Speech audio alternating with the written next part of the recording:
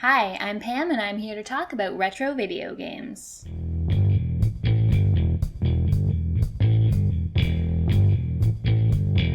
The game I'm reviewing today is a bit of a cult classic. It's got cheerleaders, 40-foot babies, aliens from Mars, and popsicles that you can use as weapons.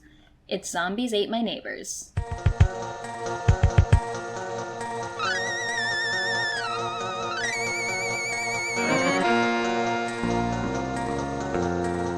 Zombies Ate My Neighbours was developed by LucasArts, published by Konami, and released for Super Nintendo and Sega Genesis in 1993.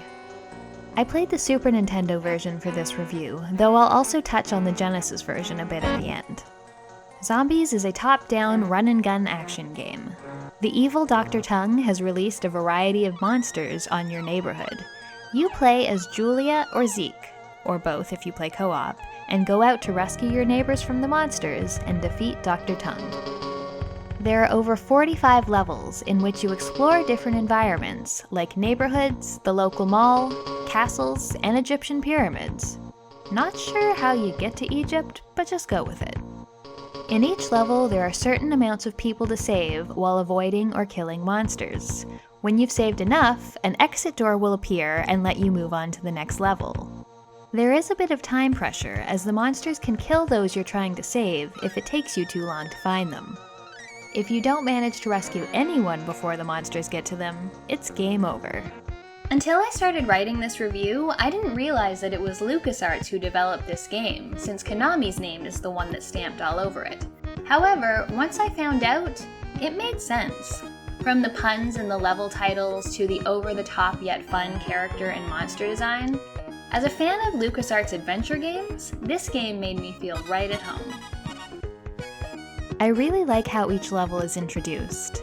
They get names that play off movie titles like Look Who's Shopping, The Day the Earth Ran Away, 7 Meals for 7 Zombies.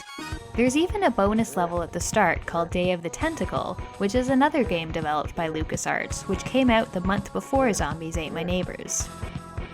Everything in the game is bright and colorful. The music is really good and fits the aesthetics of the levels very well.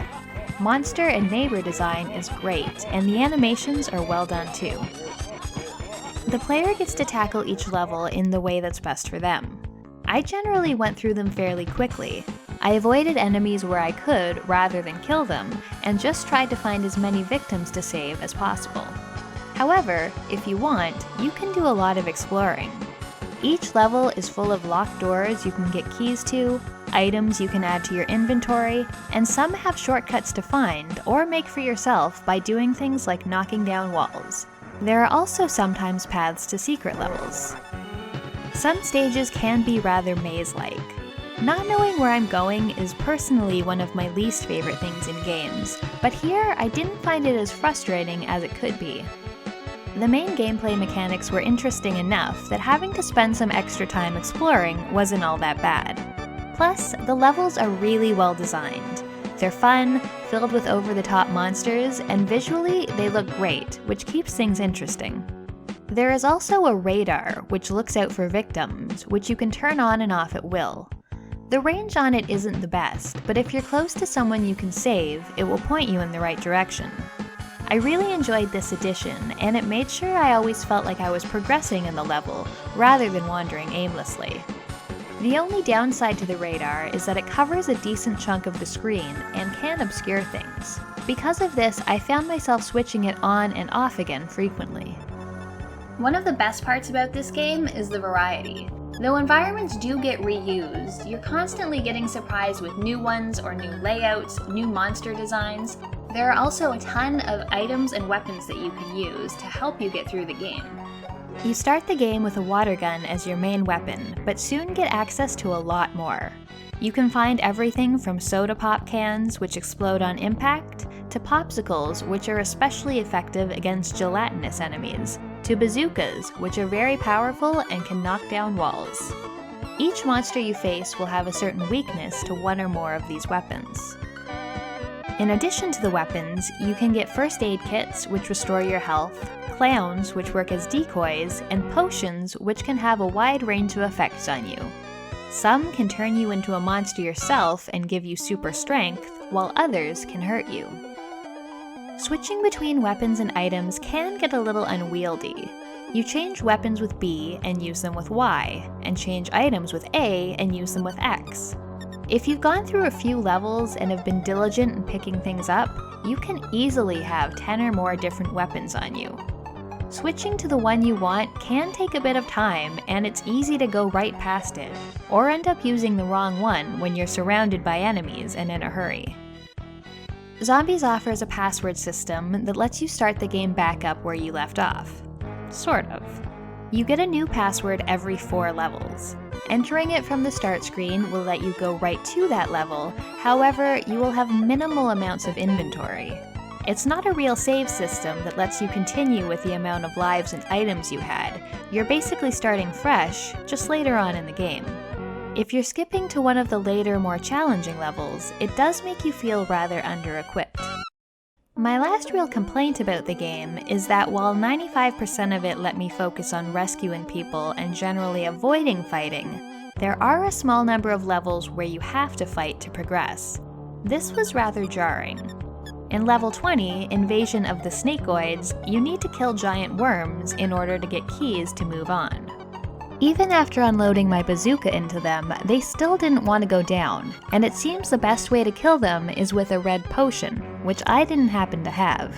This put a halt to my progress, and I ended up skipping the level with the password. Zombies Ate My Neighbours also offers couch co-op mode for 2 players, which is a lot of fun as well. In co-op, the gameplay stays pretty much the same, but you have 2 people working to defeat monsters and save their victims rather than 1. I enjoyed co-op mode even more than the single player.